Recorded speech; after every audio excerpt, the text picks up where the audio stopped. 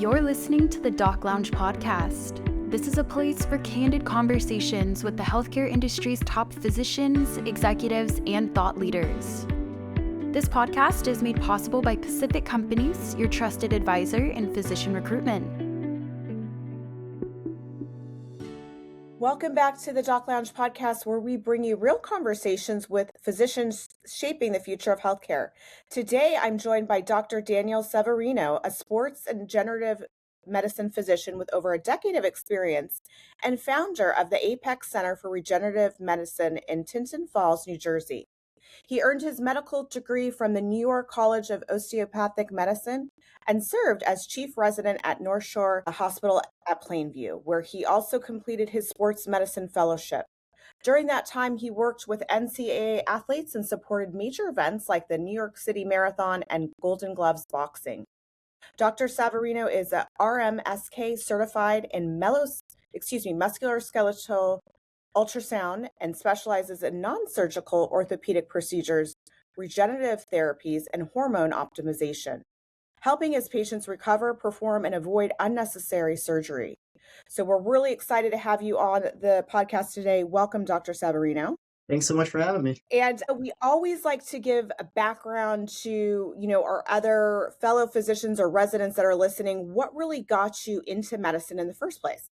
So actually what got me into medicine is when I was about 13 years old, I was on a school trip coming home from Montreal, Canada, and I was in 8th grade, and we were driving home. It was April, but upstate there was still some ice and snow. And actually the coach bus hit a patch of black ice and it rolled over a 75-foot embankment. And then I had a laceration about this big across my thigh, just missed a major artery.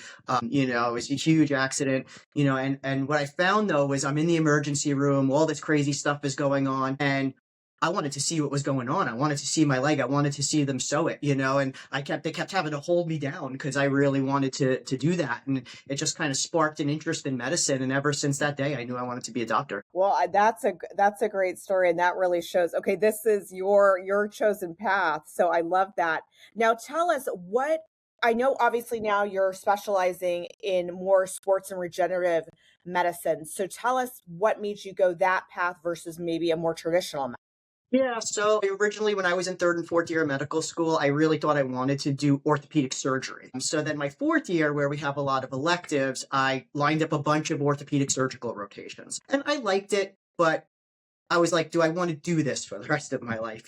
So I started looking at other paths, and I found sports medicine, which is similar patient population. I love sports. I love athletes. Like I played sports my whole life. I did 20 years of martial arts, baseball, football, all sorts of stuff, so I got to still work with those athletes. But then right about that time is when regenerative medicine was coming into play too. So like PRP and also musculoskeletal ultrasound was becoming very big. And I'm looking at all this stuff and I'm like, wow, I think that's really what I want to do, because like the surgeries, some people need surgeries, but if we can prevent them, that's even better, as far as I'm concerned. Well, and I love that because I know what you have said is that your goal is to help patients avoid unnecessary, medications and surgeries. So tell us a little bit about that and why you're so passionate about that. Yeah, because listen, anytime you go for surgery, there's always a chance there's going to be an issue. You can come out worse for wear. And honestly, there are a lot of surgeries that used to be done all the time that really have very little to no benefit or just aren't needed anymore, So not only do we have like regenerative treatments like using your own blood platelets or your bone marrow or other parts of your blood to help bring healing to places that they can't normally get to. But now with ultrasound, I can do procedures like tendon debridements through little 3 to 5 millimeter incisions, no stitches required. It's the same procedure and the same effectiveness as making a big open incision, but obviously with a whole lot less risk of infection, less recovery time. So it's just, I always say you want to do the least amount that works. So if we can get you there without having to do a big surgery, I think that's the way to go. That sounds fantastic. And it sounds like things have really evolved in this space. So tell me, and you were talking about regenerative medicine. I know that's getting a lot of buzz right now. Explain a little bit about that and maybe what are the top procedures that you're performing with? Yeah, sure. So, the easiest way to describe regenerative medicine is I always say our body has all the capability to heal itself. The problem is sometimes our delivery system isn't very good. Okay. So places like our tendons, our ligaments, our joints, they don't have very good or sometimes no blood supply whatsoever, cartilage, things like that. So what we do is we take a heavy dose of them, we concentrate them, and we put them in places that they can't normally get to. And we promote healing in places that otherwise wouldn't heal. As far as the regenerative treatments that I use now, it all started, prolotherapy was probably the original, and a lot of people still do that. I just kind of phased it out of my practice, but PRP is kind of really where I started, which is platelet-rich plasma. So basically taking your blood, concentrating the platelets, and using those platelets, which are the healers of your blood, into those areas of injury. Beyond that, now we have ways where we can mix other cells, cells called extracellular vesicles, which are much smaller cells that don't come out of the PRP process. But now we have a process where we can mix that with the PRP to give you an even better result. Bone marrow is just full of stem cells and other healers in there as well. So just even more healing potential than the platelets have. I would typically use those for if the partial tear is a little bit worse than it, than just mild. I like to use it on joints and cartilage because I think while PRP works for some people, sometimes it's just not enough. Another really cool regenerative treatment I've been doing now for a while is something called A2M or alpha-2 macroglobulin. It's a protein that we get in our liver. It comes out of our blood, but instead of spinning it like PRP, what you do is you put it through this filtration process. You swish it back and forth. And what it does is it concentrates the plasma and concentrates the A2M at the same time. What A2M is it's a protease inhibitor. So it basically just eats up inflammation. Where I think it works really well is for people with post-traumatic joints, like an ACL tear or a fracture through the joint, because those people are at a very high risk of what we call post-traumatic arthritis. This actually helps prevent that. So again, just another tool. So sometimes even after surgery, the regeneratives are a very good option. That's fascinating. I was not familiar with all of those. And tell us, what are the most common conditions that you can treat with these therapies? Yeah, so I would say probably the most common things we see are chronic tendon issues, tendinopathies, so golfer's elbow, tennis elbow, your Achilles tendon, plantar fascia, that type of stuff. We also do a whole lot of joints, so arthritis, labral tears, which are all cartilage. We treat some muscle too. Muscle tends to heal pretty well on its own though, because it has a very good blood supply as compared to the others. Some people it doesn't heal, and we can kind of fix those areas if we need to. I love that. Now let's shift focus now to hormone optimization. I know this is a big area that you are working in, and it's gaining a lot of traction just in general. What role do hormones really play, do you think, in overall health and performance? I mean, so many. So I'll tell you, I got into hormones because a lot of people ask, why is a sports medicine doctor doing hormone replacement? And honestly, it's because it's really a regenerative treatment. Like, it helps with recovery. It helps heal things. I was having these patients where, even post-surgically or post-treatment, the tissue looked way better, but they were still having problems, and then you start doing this deep dive, and hormones are a big issue for a lot of people, Besides that, not only helping with joint pains, things like that, it's super heart protective. And they're now finally admitting that there's probably some decreased dementia risk along with it. It's good for energy, libido, sleep. It's a great mood stabilizer. It works for anxiety and depression. Just again, better sleep, energy. There's just so many things, that it helps with. What are the biggest signs physicians should be looking for if they're wanting to see if a patient could benefit from hormone optimization? Well, honestly, pretty much anyone over like 35 to 40 could probably benefit from some hormone optimization. But the common signs, I would say, are different from person to person. So some people, it's like they never had anxiety before and there was no traumatic event, but all of a sudden they're just noticing they're a little bit more jumpy. They're a little bit more anxious. Some people, it's an exercise capacity thing. I can no longer work out the way I used to, and I'm putting on this weight even though my diet's good. Low libido is certainly a big one, So yeah, a lot of those just kind of common, like, I'm not feeling great. There's nothing wrong. A lot of times that's hormones. I've heard that. We had another doctor on the podcast that was really speaking about how effective these are, and kind of shifting focus from what we, maybe had heard decades ago, that these therapies could be detrimental to someone's health. And I know there's still some controversy out there. So how do you approach it kind of with safety in mind and responsibility? Sure. So, that all goes back to a study that was done in the late 90s and early 2000s. It was called the Women's Health Initiative. They stopped the study early. It made the cover of Time magazine that hormones cause heart attacks, hormones cause cancer, all this other stuff. They weren't using the best hormones at the time. They were using an estrogen that was made from pregnant horse urine, and they were also using progestins, not progesterone. Now, the good thing is that about 2 years later, they went back on that data and basically redacted everything except that the progestins do cause an increased risk of breast cancer. But that doesn't make the cover of Time magazine, right? It's only the everything's bad makes the cover of Time magazine, right? So if hormones are done properly, there's really no increased risk. It actually reduces the risk for most things. Like testosterone, for instance, significantly reduces breast cancer risk, although estrogen is a little bit of a hotbed as far as like breast cancer and stuff like that. There's good studies that show that the people that take hormone replacement are less likely to have a recurrence if they had breast cancer, less likely, and it's going to be at a lesser stage and just less likely to die. So overall, that's even good. It's a little medical legal. So sometimes with a history of breast cancer, we just treat women with testosterone. But I mean, if it's done properly, proper blood work, making sure you're doing the right amount, there's really only long-term benefit. I appreciate you, providing that context and really the science and education around that. And there are, obviously still misconceptions out there about that. I know you work with a lot of patients that want to stay, active and high performing for a long time. So tell us, what are some of the biggest mistakes you're seeing people make when it comes to their longer term health?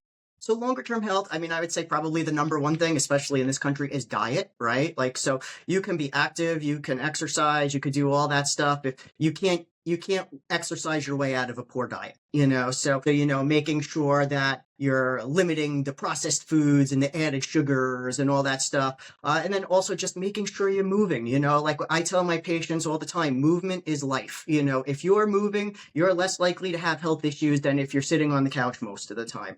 Now, ideally, that movement will also incorporate a little bit of resistance exercise, a little bit of mild to moderate cardio. So I think another mistake a lot of people make is they think more is great, and intense cardio, unless you're training for like a race or something like that, is honestly not the best. They find that what we call zone 2 cardio, which is kind of a mild to moderate, so like if you're jogging, you could still hold a conversation, is really kind of where the magic happens. That's where you're not losing muscle, you're not spiking cortisol, and you're getting that cardiovascular health, And then again, obviously making sure your hormones are optimized. And when you are getting into a program, where I think a lot of people make the biggest mistake is they go too hard too soon, and then that is the recipe for injury. That's when you come see me, and I see it all the time, but I mean, it's really diet and exercise is where you're going to get the most benefit. And I know that is, you just literally said my next question. I was thinking, if people are really trying to optimize their performance and their health, a lot of times they may go a little bit too far. So what are some things you recommend to your patients,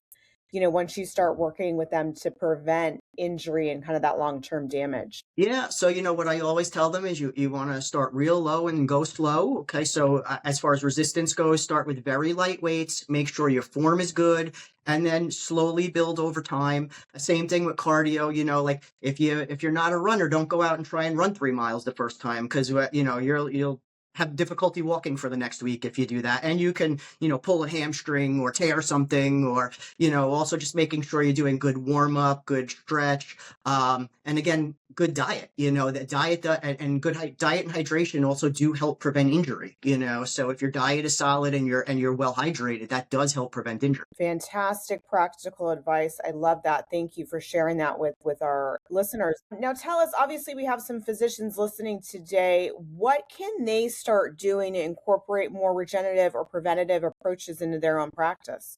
Yeah, I mean, I would say, unless you're like musculoskeletally trained, you probably don't want to really do regenerative medicine, send them to me. I'll be happy to see, or another sports medicine doctor or something like that, because unfortunately, even so PRP, for instance, I say it's a little bit like the Wild West. There's a lot of people doing it that don't really understand it, not You don't inject the same PRP into every place. Ideally you want to change concentrations depending on the tissue. You want to change whether you're putting white blood cells in there or not, depending on the tissue. Also, there's probably about 50 kits out there right now, and maybe 3 of them are actually good. So you can do it and not get enough platelets in there to actually have results. If you are doing regenerative medicine, I think it is imperative that you are doing it ultrasound-guided or fluoroscopic guided, but some kind of guidance. I get a lot of patients that come to me that had PRP somewhere else and they did it completely blind and it didn't work, and then when we do it the right way, it's fantastic. I always tell people,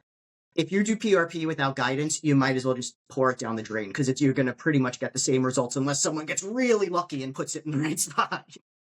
Interesting. Okay, well that is good, and I think that's good advice to patients that are, might need this help, obviously need this treatment.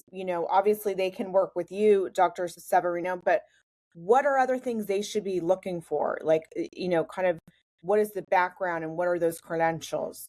Sure. So, I like to say, if I'm the one that's, showing you the treatment and I'm the one that knows about it, I feel like I should be the one doing the procedure too, So unfortunately, there's a lot of these fly-by clinics where you have someone that basically sells you the product and then somebody else is doing the injection, usually a PA or an NP. I tell people to stay away from those places. That's just me. Yeah. So you want to make sure that you're going to someone that has a lot of experience with this. Ideally, I would say most regenerative doctors are either non-operative sports trained. There are some orthopedic surgeons that are very good at regenerative medicine as well. Yeah. Just make sure you go into a good reputable place, and if you have any doubts, go get a second opinion. I tell my patients all the time, I'm happy if you go get a second opinion, and then if you have any questions after that, you let me know, I don't have any problem with that. Looking ahead now, where do you really see regenerative medicine and hormone optimization going in the next, 5 to 10 years?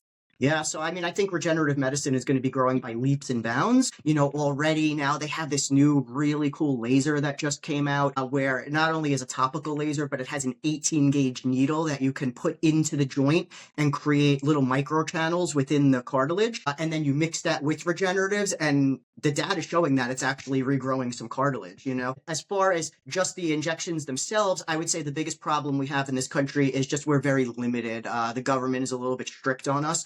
So basically we can get the cells, we can concentrate the cells, but we're not supposed to culture the cells. So we can't pick out the best platelets or best stem cells and then throw them in a petri dish and grow them out so that we can inject them.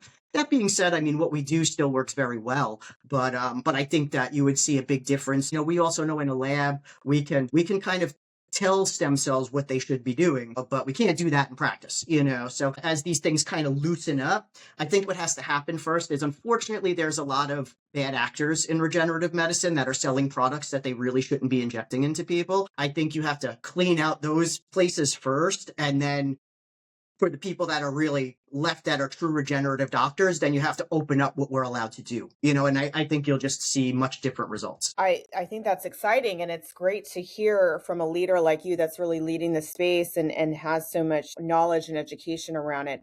I want to give you the opportunity to obviously let all of our listeners know how they could work directly with you, Dr. Savarino.